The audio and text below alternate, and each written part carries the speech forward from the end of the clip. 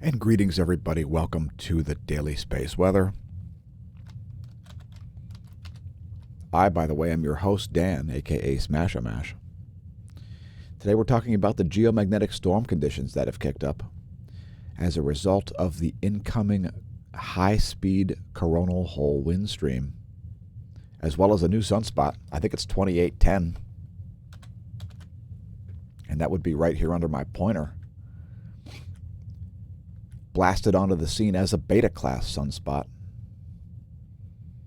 And we still see some trailing umbrae associated with sunspot 2808 as well. What you're looking at here is the Colorized Magnetogram and 171 angstroms composite from the SDO, the Solar Dynamics Observatory. We'll also show you a quick little animation here in 94 angstroms. And you'll see this sunspot come to life right down here.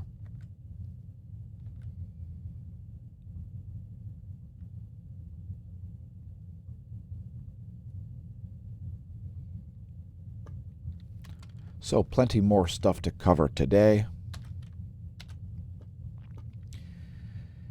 Next, a diagram of the solar system. Here's where planets are currently located. I like to use theplanetstoday.com. They've also got a geocentric view. If you want to see a geocentric view, there you go. You'll know what's where. I like to use the geographic view. And there's where things will be in 1 week. Venus just about at opposition. Quick little note here about the Arsia Mons cloud plume. A lot of people thought it was a volcano. It's just caused by a change in atmospheric pressure. And it only happens during a certain portion of the year. What happens is this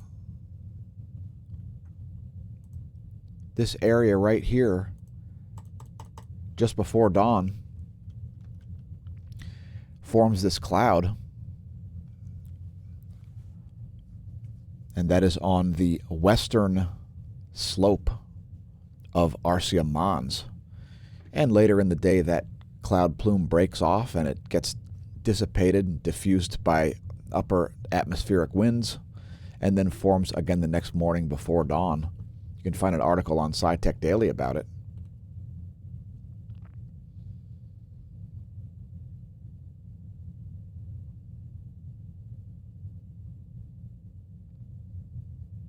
And here's a great animation of that elongated cloud.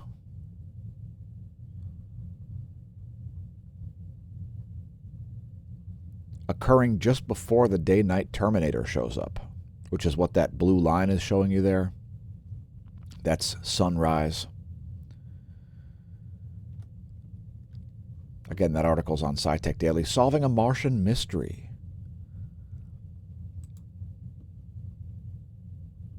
And it's one of those 3 volcanoes in a straight line there. Ascraeus Mons, Pavonis Mons, and Arsia Mons. Some of the largest dormant shield volcanoes in the solar system. If you're up before dawn, you may have a clear sky. I don't know. But if you do, you may be able to see Saturn and Mercury and Jupiter all rising ahead of the sun.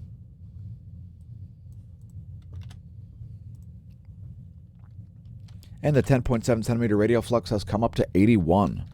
So a little increase in the radial flux there, along with that new sunspot forming. All right, Epic Pen is back to functioning. Excellent. And here's the 10.7 centimeter radial flux in context. It looks like this needs to be updated here. Radial flux now above 80, 81 solar flux units. It is this black line here. The red line is the sunspot number. And we saw a late arrival of the coronal hole wind stream. So the NOAA forecasts were off by quite a bit, almost a full 24 hours here. The coronal hole wind stream arrived late. So we got briefly into geomagnetic storm conditions here. Those have subsided. Now we're in geomagnetic unrest conditions, at least at the time of the video. We'll get back to that data momentarily. First, volcanoes. I wonder what's erupting. It turns out Sakurajima is now on the list here, according to volcanodiscovery.com. It's exploding on the island of Kyushu, Japan. It's producing an 8,000-foot ash plume, 7,000-foot explosive ash plume at Luotolo in the Lesser Sunda Islands. I don't know what those really are. It's part of the Indonesian archipelago.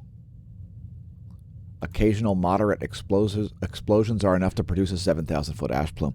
Popocatépetl in central Mexico exploding as well. 21,000-foot ash plume there. Don't attempt to fly your hang glider through the volcanic ash plume. Pacaya exploding.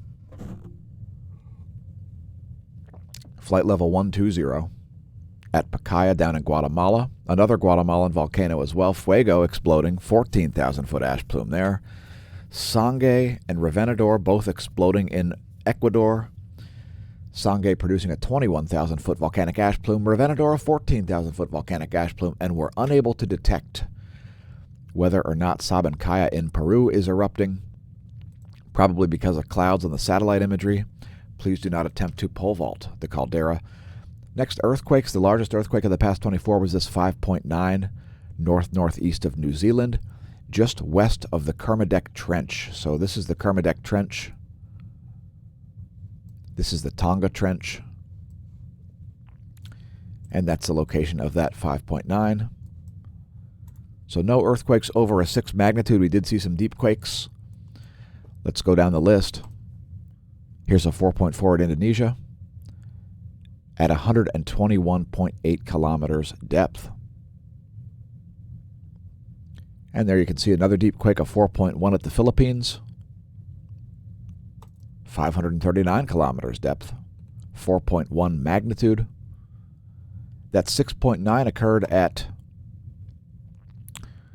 14:05, so 5 after 2 p.m. 2:05 p.m. Universal Time yesterday. Followed only about 20 minutes later, 25 minutes later approximately, by a deep quake in Indonesia. Deep quake at the Solomon Islands. So quite a few deep quakes there, folks. Here's an additional 5.9. That was close to the location of that other 5.9 magnitude. Small deep quake strikes southern Alaska at a 2.9 magnitude over 250 kilometers depth. Actually listed as exactly 250 kilometers depth. Shallow quake at Hawaii. Is it directly under the Mauna Loa caldera? It looks like it. Not directly, but under one of the under the southern flank of Mauna Loa, Earth's largest volcano. And just continuing up the list here, a deep quake in Central America there, actually southern Mexico, a 4.3 magnitude. Followed about 15 minutes later by a deep quake at Peru, a 4.6 magnitude at 215 kilometers.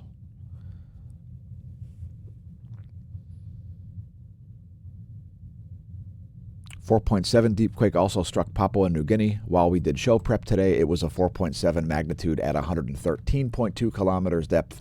That's your earthquake report for today. Let's go into some more solar data. No major solar flares have happened, although the possibility of additional solar flares has now gone up, especially with that new sunspot. Again, I believe it's going to be 2810. Correct me if I'm wrong in the comments. There's 3 days of X-ray flux. Again, no major solar flares. Likelihood has gone up a bit. No proton events. We don't see any protons striking the magnetosphere or making it to the ionosphere where the GOES 16 makes its measurements. This would have been major, and we would have let you know ahead of time, most likely, had that been about to happen. Let's get into magnetic data. We saw some very, very significant spikes here just after midnight local time for the satellite. which is what these N's and M's refer to. That's noontime for the satellite, and that's midnight time for the GOES 16. You can see those big spikes there happening actually the past 2 nights just after midnight. Big magnetic spikes there on the GOES magnetometer. Next, looking at the view from the top view ecliptic plane field plot. This is part of the Gong 2 data, which is part of the National Sunspot Observatory. It's derived from 51 ground-based magnetometers here on planet Earth, as well as magnetometers at Lagrangian point 5 stereo A and Lagrangian point 4 stereo B. Earth is solidly in the South Pole current sheet, and we don't expect that to change for the foreseeable future. Keep in mind the data is 1 hour and 39 minutes old. Here's a line-of-sight coronal hole plot, and you can see another coronal hole here rotating into the Earth-facing zone. It's South Pole oriented. And we see some minor variations in the Sun's B field shown here in blue. The Sun's B field, that's what's being measured in the BTBZ on the real-time solar wind, which we'll get to here momentarily. And here is the real-time solar wind. You can see the BTBZ has recently converged here on the 0 line, and the BZ has gone into positive territory, indicating more North Pole than South Pole solar polar field contribution to the BT, the total field. Hopefully that helps you new viewers out there understand this top pane, the BTBZ, total field and orientation to one of the polar fields. And we see the phi angle shifting all over the place here over the past 12 hours. No surprise there. That's what happens during a coronal hole wind stream. There's a lot of plasma in between Earth and Sun right now. So it's diffuse, but it's high speed. So here's the solar wind density, about 6.3 protons per cubic centimeter. Solar wind speed off of its highs down to 556, having reached about 590 kilometers per second at the peak of the coronal hole wind stream. And before we continue on, just let me check the life of the stream here real quick. And everything looks fine here at the Smash News Network. Least busted name and news. Continuing on. And here's a visualization of the KP index. You can see briefly into geomagnetic storm conditions and now back into geomagnetic unrest. That was caused at around the peak of the solar wind velocity from that coronal hole wind stream. Again, now back into geomagnetic unrest. Let's see what kind of auroras have been forecasted as a result of that. And we'll let you know what parts of the planet have the best auroras. Southern Greenland and Iceland looks like they've had some significant aurora here. Northeastern Canada and Central Canada. Central Canada receiving the biggest pulse of aurora there. Continuing on to take a look at the magnetosphere. Here's 4 hours of data based on the space weather modeling framework. This is 4 hours of density data. Just keep in mind it may be a little deceptive for you here, folks. It shows high density in dark blue and low density in white. 4 hours of visualization of the magnetosphere in terms of density, protons per cubic centimeter. Here's pressure in nanopascals, one of the measurements of magnetism itself. The magnetohydrodynamic pressure, and since it's refreshed, we'll let that play through. What you're looking at here are two 90-degree shifted angles. One is as if you're looking at the Earth from above, that's the equatorial plane. The other would be looking at the Earth from the side, the meridional plane, which is on the right. Fairly steady pressure here as we see a fairly steady solar wind speed and density over the past 4 hours. Here are 4 hours of ground magnetic perturbations. Now we're looking at the Earth itself and changes in its own B field. So geospace delta B, that's what that is. Again, it's 4 hours of data based on the space weather modeling framework. And I would note the way both polar regions appear as spirals in the geospace ground magnetic perturbations. Here's just another view. It's essentially the same data, showing you the global view. And we see some real magnetic weak spots here over places like right here, the Western Atlantic. Some real weak spots where there are no magnetic perturbations. And a huge striation there between that weak spot and the Canadian North Pole. I'll let it play through a second time.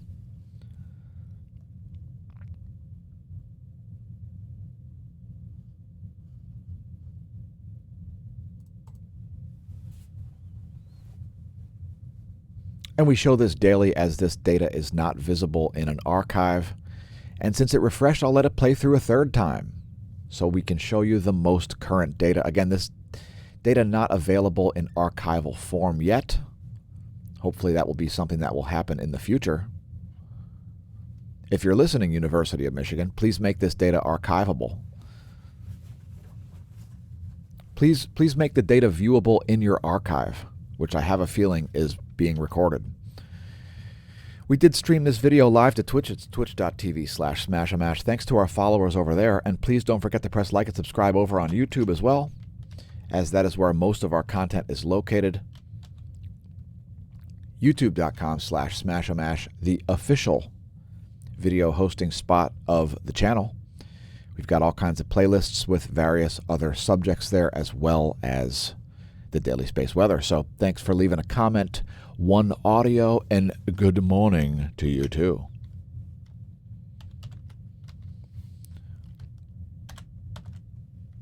And we need your assistance to get the videos out there, as the algorithms have had our channel pegged at exactly 1,740 or 1,750 subscribers for the last 2 weeks.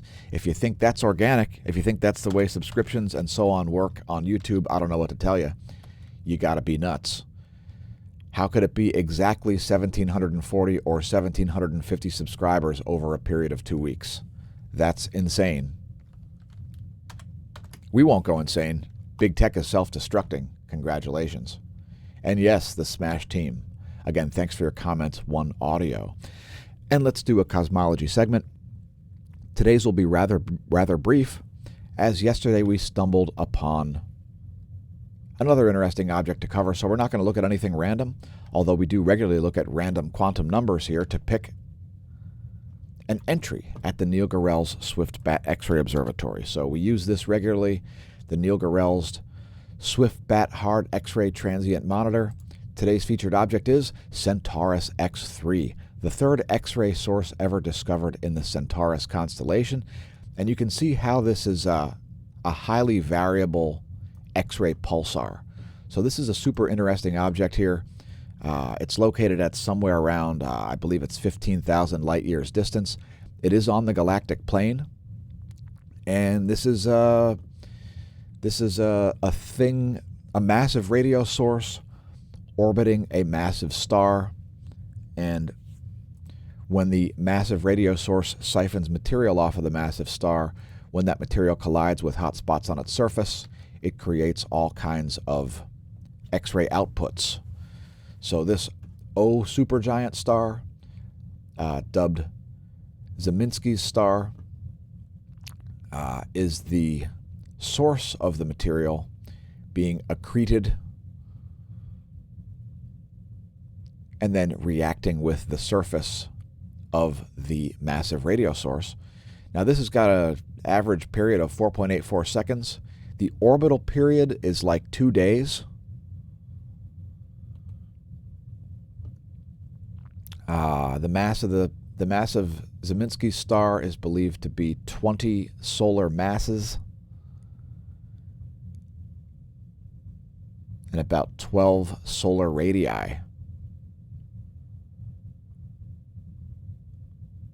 So it's very hot. It's very energetic.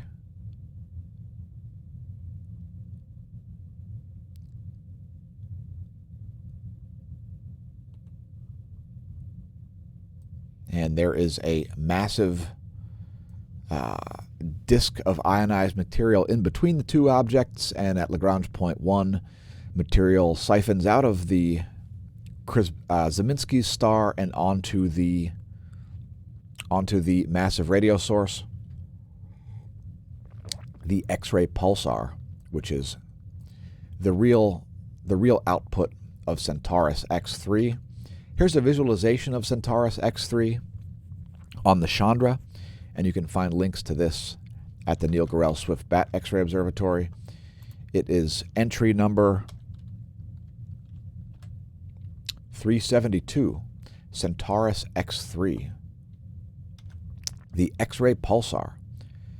So here it is on the Swift Bat flux. You can see it's a very, very bright X-ray source. And then here it is on the multi-mirror project. And we'll also show you it in blue light. So there it is in blue light as well. And you'll notice a bit of an odd shape to this. There are most likely jets involved, and one of them is most likely pointed directly at you. It's another likely cosmic ray source, and there are gamma ray emissions from this as well, I believe. Let's see if it shows up. I'm sure it shows up on the Fermi. And you can see a bit of a yellow smear there on the Fermi. That is the gamma ray spectrum. My favorite on this one is the Chandra. And there it is on the Chandra X-ray telescope. Centaurus X3, that's today's cosmology segment.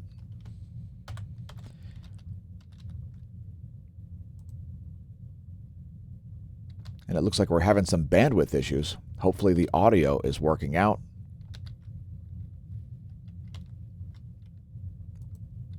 I'm just going to continue on and hope for the best. Next, moving into the realm of electrons, as there are some around the planet. Here's a graph of the density of those electrons over the past year. You can find that chart on solon.info. Here's a 3-day chart of the electron density as measured by the GOES 16. That's at the F ionosphere layer. And we saw a cratering here of the electron flux, which we forecasted yesterday as a result of the incoming coronal hole wind stream. So there you can see the observation is the yellow diamond well below the forecast. That's a result of that coronal hole wind stream. We show it regularly on the channel. And I would tend to agree with the forecast, although we may see a little higher levels here, as it's a pretty strong coronal hole wind stream. We'll see how long it lasts. Leave us a comment if you have a theory as to when the current incoming coronal hole wind stream will subside. Now we're looking at a visualization of the electron content, and we do see some anomalies here in northern Africa. And we typically do see more anomalies with low electron flux than high electron flux, as the electrons get a little more disorganized when we see low levels of electron flux. I'm sure there's a relationship there. I won't get into it in the daily space weather video. We'll have to save that for a future cosmology segment. And that shows you GPS errors, by the way. Next, just a diagram here of the atmosphere. You're looking at the penetration of electromagnetic radiation, the temperature of the thermosphere, and the layers of the ionosphere, D, E, and F. F being where the GOES 16 makes its measurements around 300 kilometers of altitude. And here's a visualization of the ionosphere.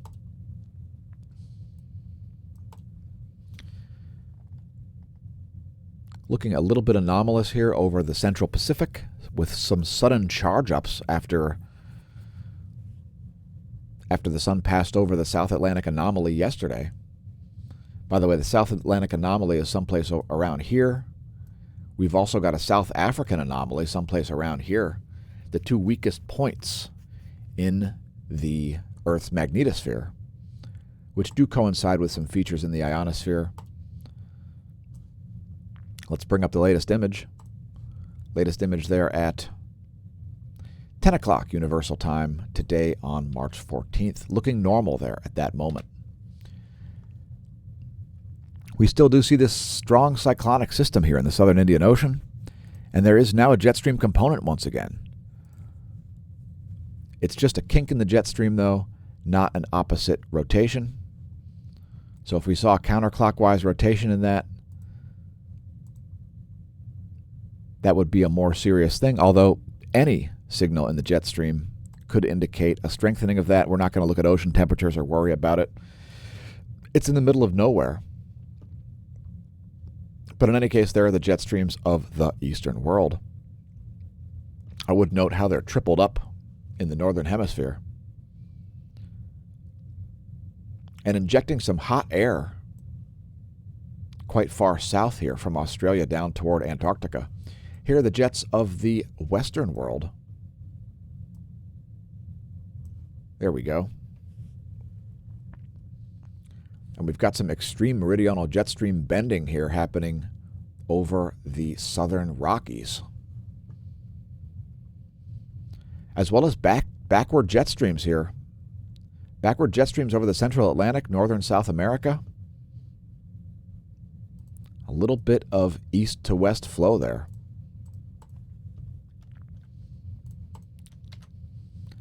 Next, looking at a snow depth map. We're on windy.com. We're going to show you the Euro forecast for snow, as Colorado is getting hammered.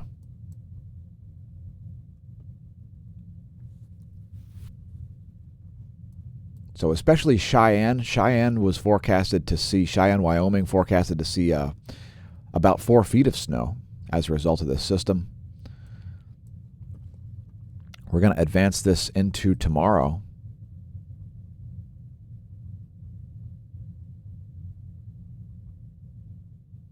Looks like it might have been downgraded. Again, that's the Euro forecast. There's where we expect things to be at tomorrow Eastern time. I'm not seeing 4 feet of snow there, so it looks like that may have been downgraded. Moving on to some more meteorology stuff. Shout out to blitzortung.org. Blitzortung.org, which is also lightningmaps.org. We hope you get your service restored soon. Lightningmaps.org had their servers in Strasbourg, Germany, start on fire.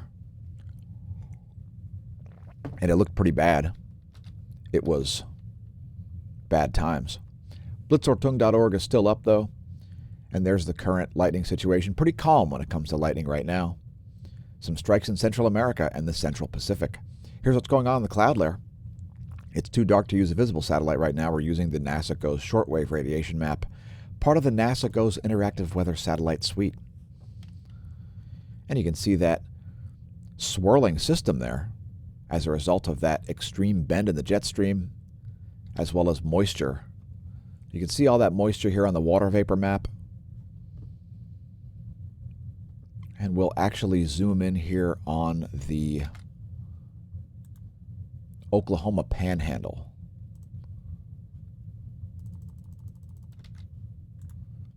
So that should give us a good view of what's going on with this snow system. And we try to show data here more often than models, as we encourage our viewers to understand the physics. So there's what's going on in the cloud layer. And you can see a huge pressure gradient being created here by this warm mass of air, which is actually cold on this side. This is cold, and this is hot. And it's creating quite a bit of havoc there. Massive pressure gradients as this mixture happens. And the moisture is being pushed almost due north right now. You can see this northerly flow of all this atmospheric pond. It's an atmospheric pond, folks. And again, there's the cloud layer. Here's the water vapor map. And here's a U.S. Doppler radar map. And we'll zoom in here. Maybe not on the Oklahoma Panhandle. We'll zoom in on Colorado directly, I think. Come on now. You can do it. All right, so we'll zoom in on Colorado here.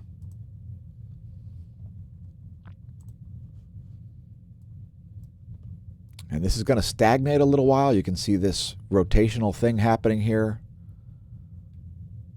That dry air is going to be in control of the situation. So this dry air here, and as it's taking its good old time making a move here, that's what's going to cause this to stagnate so much. And when your Doppler radar doesn't show you enough information, folks, break out the water vapor map. And keep in mind that this air here is more massive than this air here. It's all because of the molecular mass of nitrogen versus H2O. H2O is less massive than atmospheric nitrogen, and that's why dry air is more massive than moist air. Yes, I said the word moist. Thanks to our patrons, a true source of funding for the content. Please consider becoming a patron and ensuring that these videos remain free and publicly visible and timely.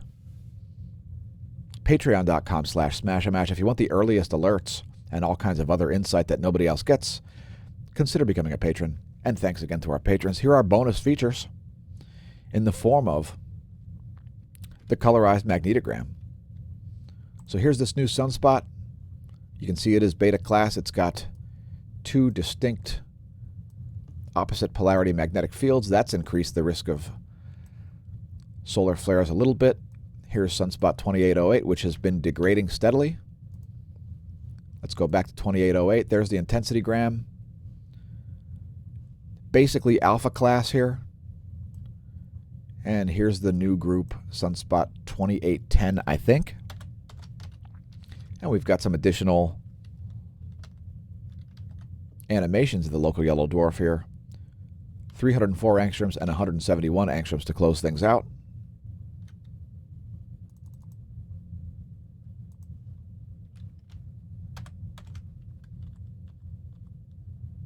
So here's 304 angstroms. Again, the likelihood of solar flares has gone up a bit, folks, as a result of this new sunspot group down here. And there is a small likelihood of coronal mass ejections as well. We'll keep you posted on that as always. We've got some filaments that are now moving into a more Earth-facing zone and a little bit more activity in the Earth-facing zone as well. If we do see a coronal mass ejection, we'll let you know. Here's 171 angstroms as well. So we see a small ramp up here in things like the radio flux and the rest of the activity. We'll be keeping you posted. Thanks again for tuning in. Remember, stare at the sun, attempt to understand the physics. And when you're attempting to understand the physics, don't drink. No matter how much the government drives you to drink, don't drink it. If you do drink, don't drive. And since it'll never be now again, may that solar wind be at your back.